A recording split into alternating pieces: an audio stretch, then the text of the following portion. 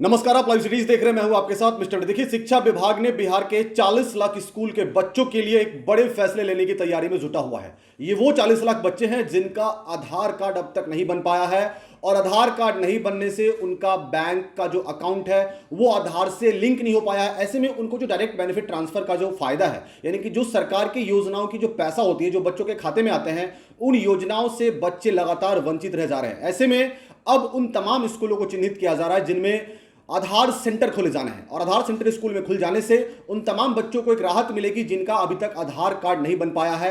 उन तमाम बच्चों के आधार कार्ड बनेंगे और उसके बाद उस आधार कार्ड से बैंक अकाउंट का लिंक होगा। उसके बाद उनको सरकारी योजनाओं का लाभ मिल पाएगा। ऐसे तमाम स्कूलों को चिन्हित किया जा रहा है। करीब करीब पूरे बिहार में 1000 आधार सेंटर खोले जाने की योजना है। ये आधार सेंटर स्कूलों में होंगे।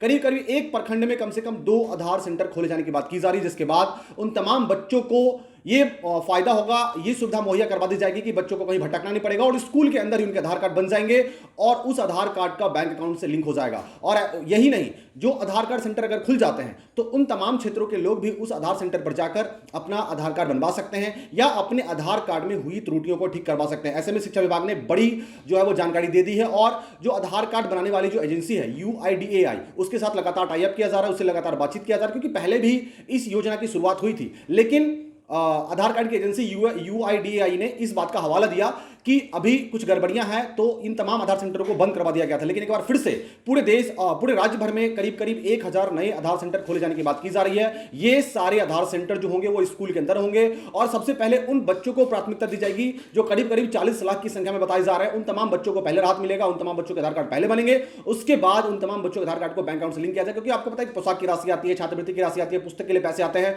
ये तमाम पैसे बच्चों के डायरेक्ट बैंक अकाउंट में आते हैं। ऐसे में करीब करीब 40 लाख बच्चों का आधार कार्ड नहीं बनना, ये कहीं ना कहीं एक बड़ा मुद्दा था। इसको लेकर शिक्षा विभाग ने फैसला ले लिया है। शिक्षा विभाग ने साफ साफ कह दिया है कि बिहार के करीब करीब हर प्रखंड के 2 स्कूलों में कम से कम, और करीब करीब जो कुल संख्या बताई जा रही है वो करीब करीब 1068 के आसपास की है।